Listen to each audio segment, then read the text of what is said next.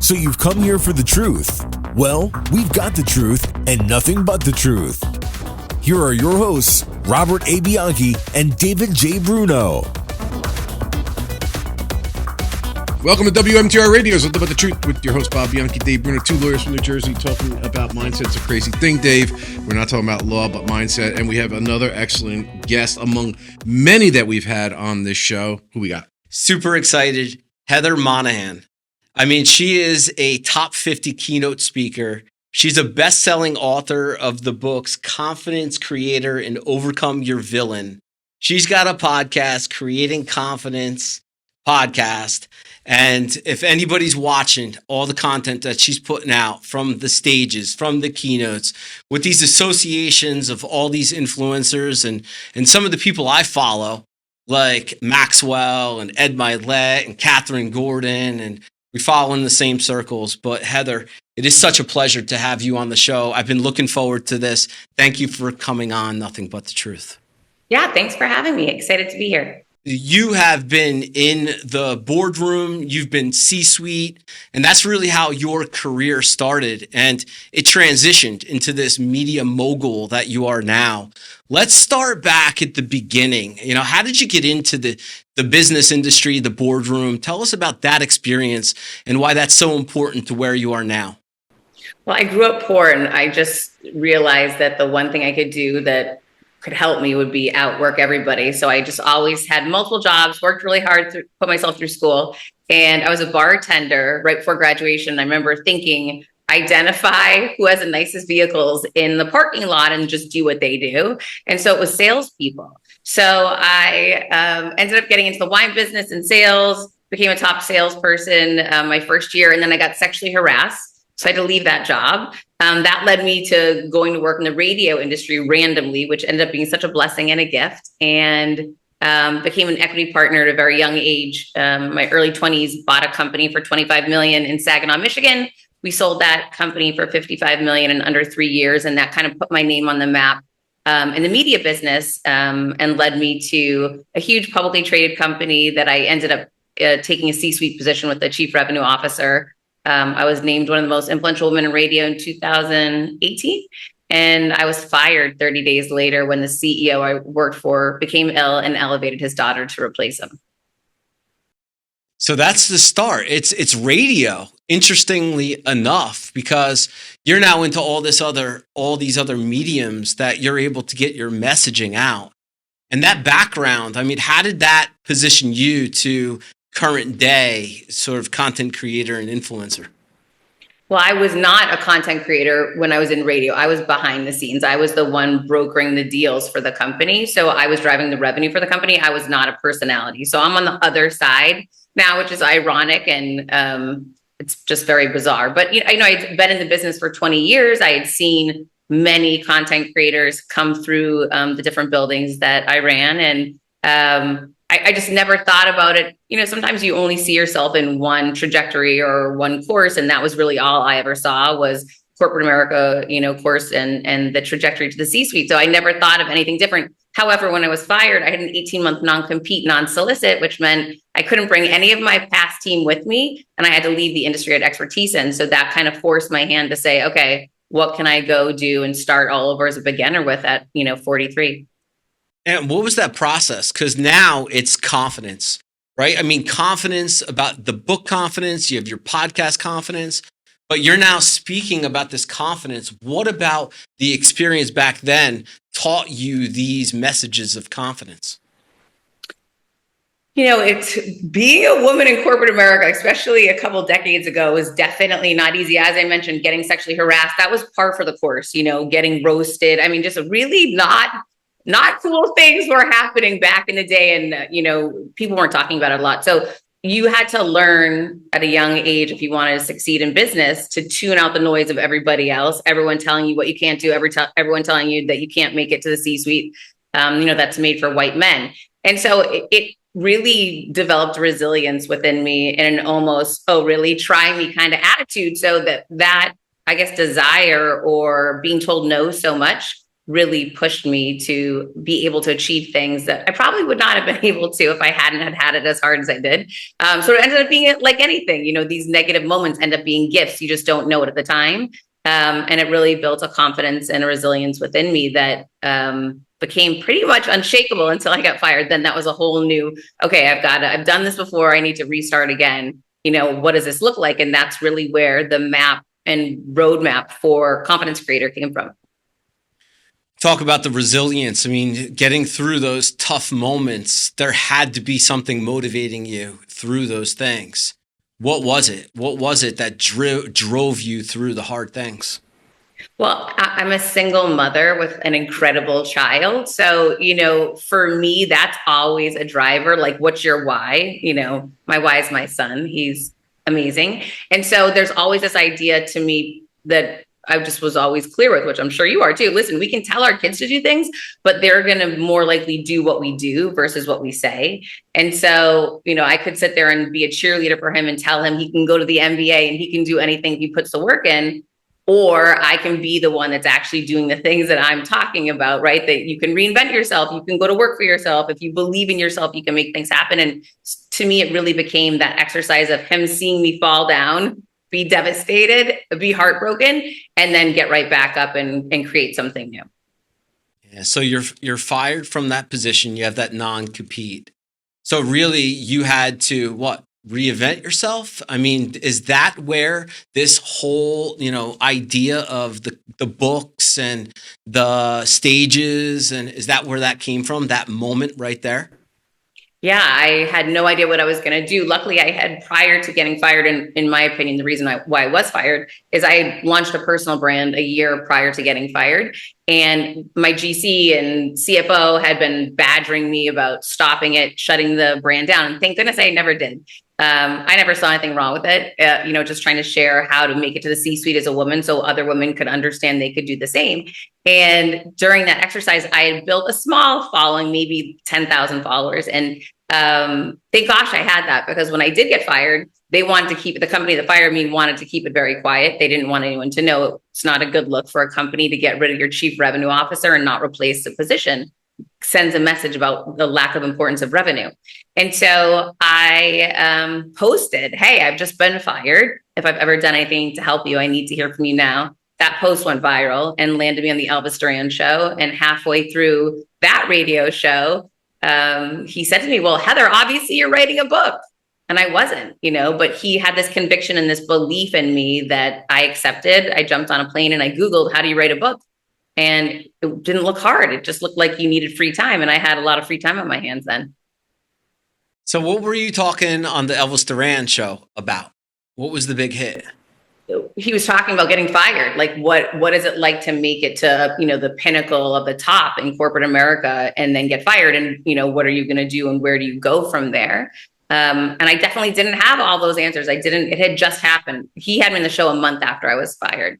So I didn't know yet what I was going to do. And it was still, a scary time, but it was certainly divinely led, landing me on that show with that man who had so much confidence in me, so much clarity on what I should do, took me after the show and, said to me, why don't you have your own show? Why don't you start teaching the things that you can teach and do it at scale? And I had never thought about sitting on that side of the microphone. I'd always been, as I mentioned before, on the business side.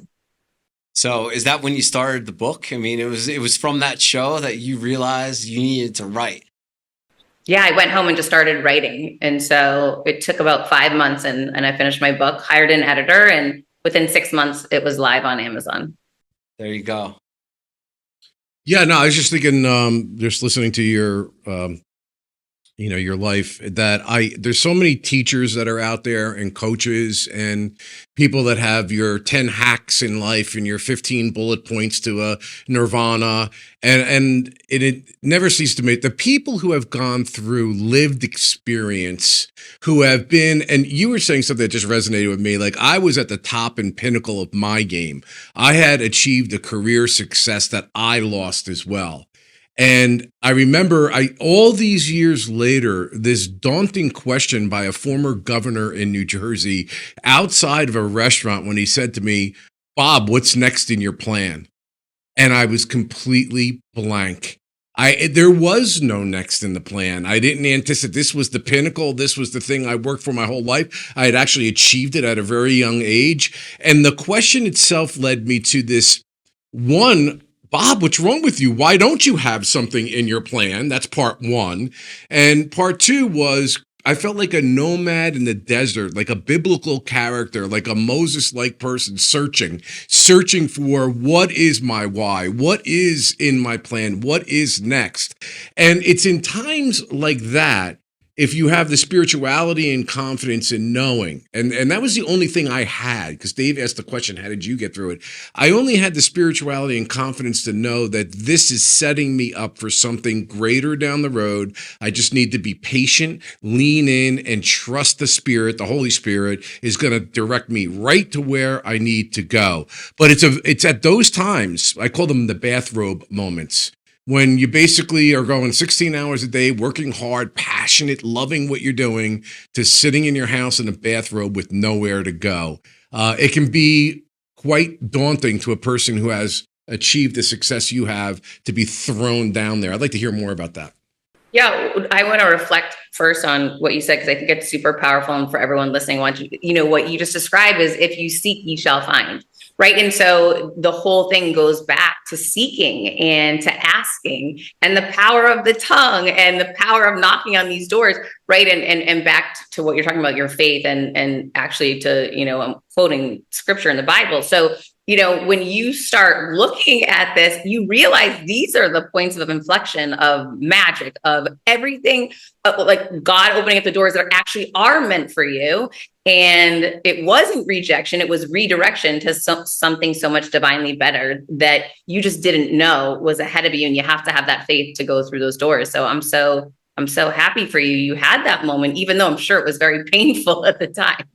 Yeah. Well, listen, it was painful, but I think, like, we do newsletters, and mine's called Sirens and Summations, and it's alluding to me being an emergency medical technician and a trial lawyer. And today mine was about the warrior spirit.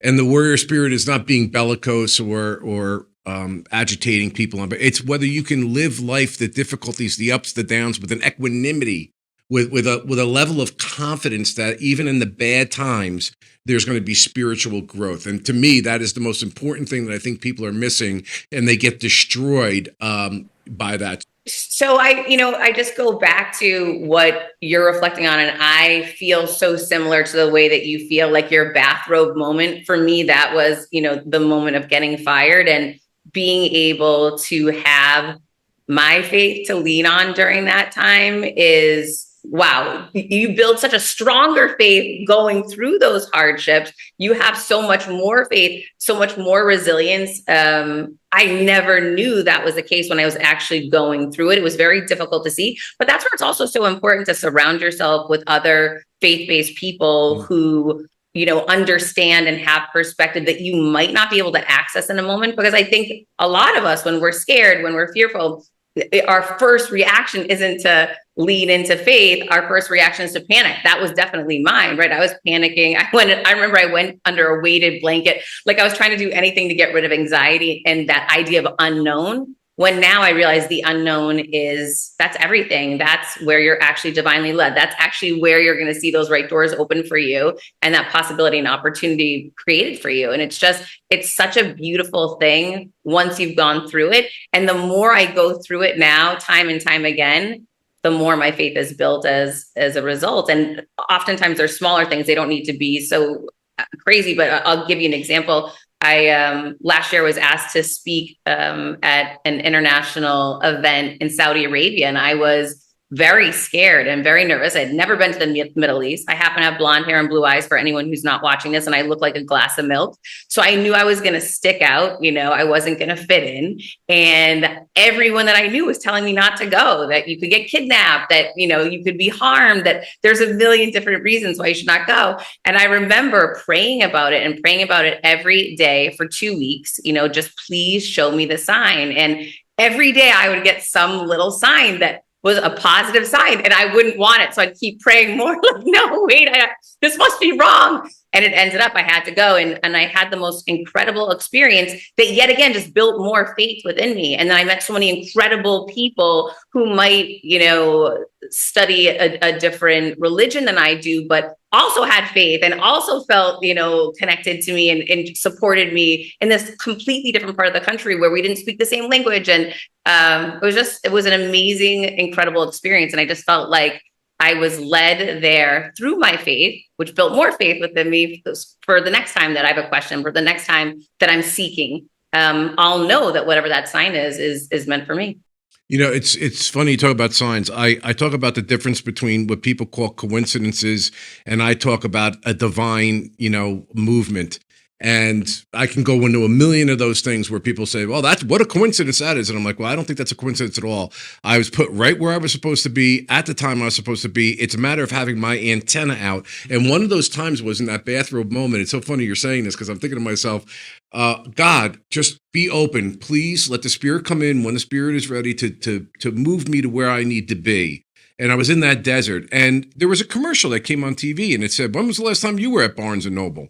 And I said, you know what? Maybe the answer is at Barnes & Noble. There's got to be something. I got to get out of the bathroom. I got to get to Barnes & Noble. So I went to Barnes & Noble and I searched and I looked and self-help and philosophy. And I've always been very philosophical and faith-based, and I can find nothing after 3 hours. I was so disappointed.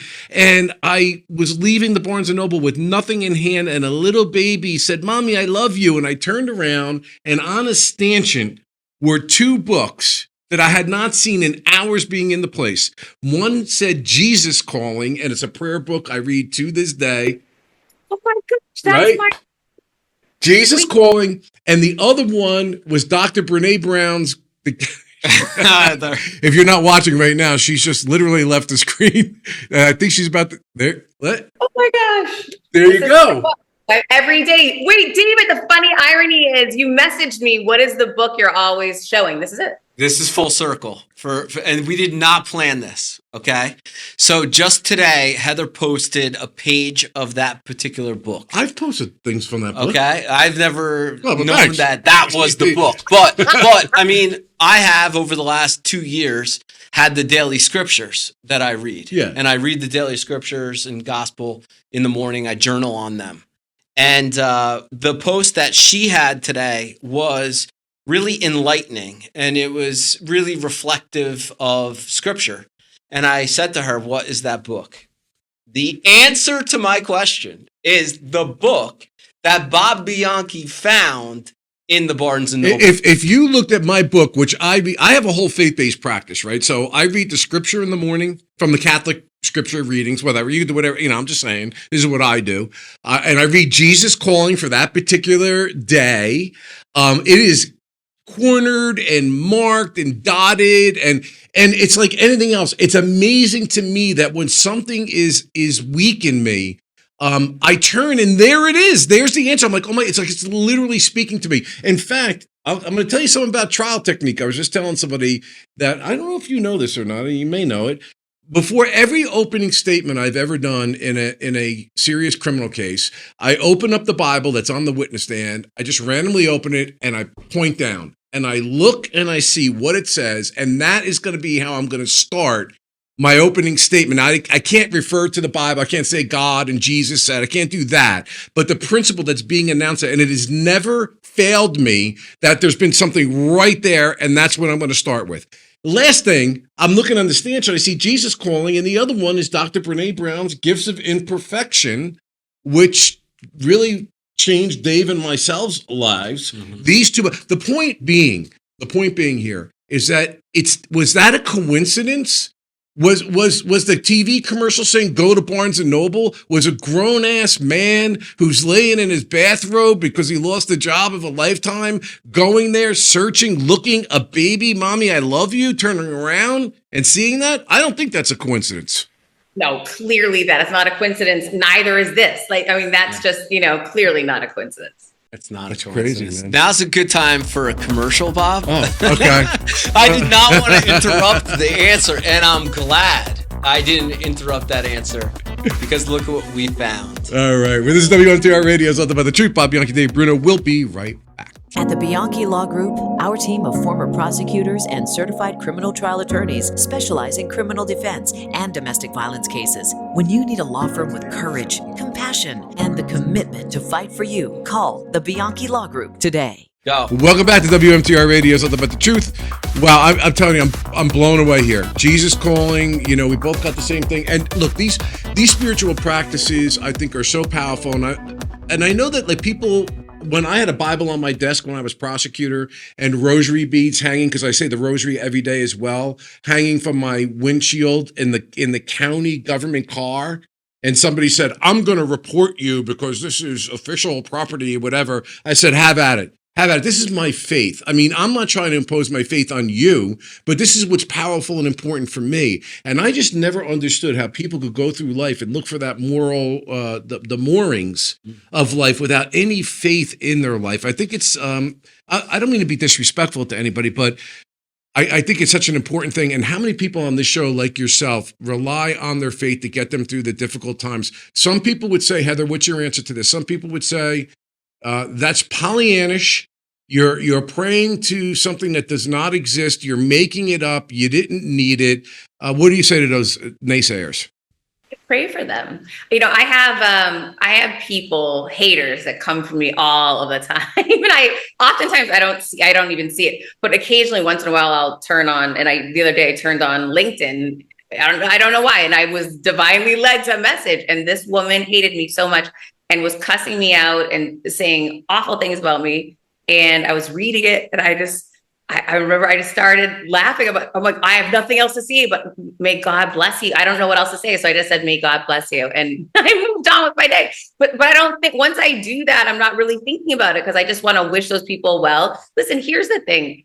I believe, from my own personal experience, because that's a lens that I can see things through. I remember when I got divorced years ago, and I was down on the church, and they're very hard on divorce. And, I didn't feel so good about the church and the support I was getting. And I felt like I moved away from God in some way, shape, or form, right? That was definitely not a time in my life that I was very close to God. However, cut to the pandemic, my son lost his dog. My son lost sports, lost school. We all know what everybody lost. And it was a very hard time. And my son said to me, Mom, we need to be closer to God. And I remember calling John Gordon. You mentioned John and Catherine. And I called John and I said, what do I do? And he said, go to VU Church right now. That's where you go. And I said, okay. And how is it that my friend who, doesn't live in Miami knows this church, knows the pastor, knows he's good for teens? And he did. And it was like, I called the right person. The right person sent me to the right church. My son fell in love with the church, fell in love with the pastor, the community. I fell in love with it. We've never been closer to God than the last 5 years of our life. And all of that happened in some ways, probably from pulling away from the Catholic Church. And again, I'm not here to judge anyone, what you believe, what you don't believe. That's on, it's up to you and your journey. But for me, our journey is now so much stronger. Our faith is so much stronger because of going through some of those little moments, because of having some of that time where I wasn't leaning on faith. It's taught me how much better it can be when you do. So I truly, when I see these people hating on me or hating on you guys, saying you're wrong and you don't know what you're talking about, just, all you can do is just pray for them and say, may God bless you. May you find faith.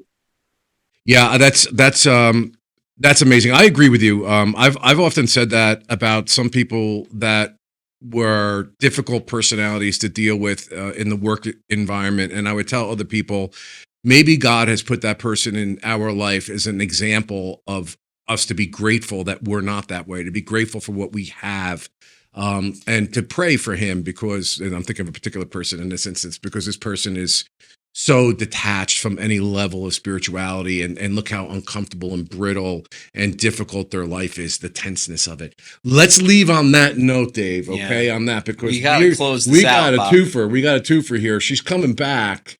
So for right now, you stay tuned for the next episode. But you're listening to WMTR Radio, Something About the Truth with Bob Bianchi, Dave Bruno. Every Saturday at 9:30 on the radio. Dave, podcast drops when? Yeah, it drops on Wednesdays, but nothingbutthetruthpodcast.com is the website. All the video, including Heather, if you're catching this on the radio, you can catch it on Spotify and iTunes and in YouTube in the video series. So all that, nothingbutthetruthpodcast.com. And we're bringing her back. We have a second episode, full episode with Heather, and I cannot wait to get into it. Let's go. Okay. Thank you, Heather. Thanks, Appreciate it. guys. We're the Bianchi Law Group, a team of former prosecutors and certified criminal trial attorneys. But here's the thing. He put himself in a box when he said my Relied on by CNN, Fox News, MSNBC, Law and Crime, and news leaders across the country for our criminal defense To get a expertise. search warrant, you have to have probable cause that a crime's been committed and there's evidence in a particular place. When you need a law firm with courage, compassion, and the commitment to fight for you, call the Bianchi Law Group today.